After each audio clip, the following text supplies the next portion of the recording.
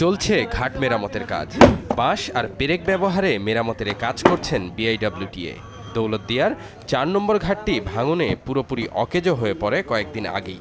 এরপর থেকে সংস্কার কাজ শুরু হলেও এ নিয়ে অভিযোগ অনেক। আমার তো মনে হয় না যে 2 দিন টিকবে এগুলো, যে আবার ঘাট বন্ধ হয়ে যাবে এদের, আবার ঘাট বন্ধ হবে, আবার সচিবালয়ে যাবে, যা আবার বিল পাস করে আনবে। মনে করেন আমরা অনেকই করে রয়েছি, এটা দেখাতে আমরা খুব কাজ করতেছি, কিচ্ছুই না।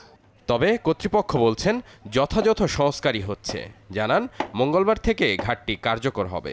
যতবার ভাঙবে আমি পিছনে যাব, ঘাটটাকে আমি সচল, এইভাবেই আমাকে সচল রাখতে হবে বর্তমান ভাঙন যেই পরিস্থিতি আছে এই পরিস্থিতির আলোকে।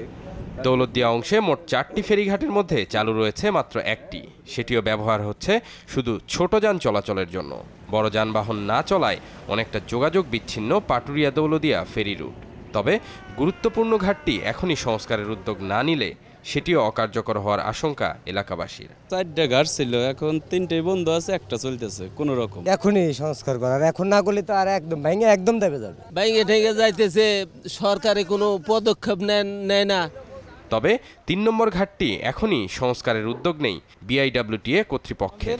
এখানে কোনো কাজ করার কোনো প্রোগ্রাম বা কর্মসূচি নেই।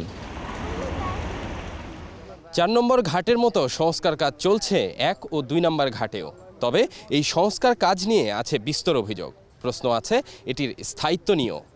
তাই অচিরেই সংস্কার কাজের স্থায়ী পরিকল্পনা ও ঘাটের সুষ্ঠু ব্যবস্থাপনা নিশ্চিত করতে না পারলে আবারও বিচ্ছিন্ন হবে পাটুরিয়া দৌলতদিয়া ফেরি যোগাযোগ।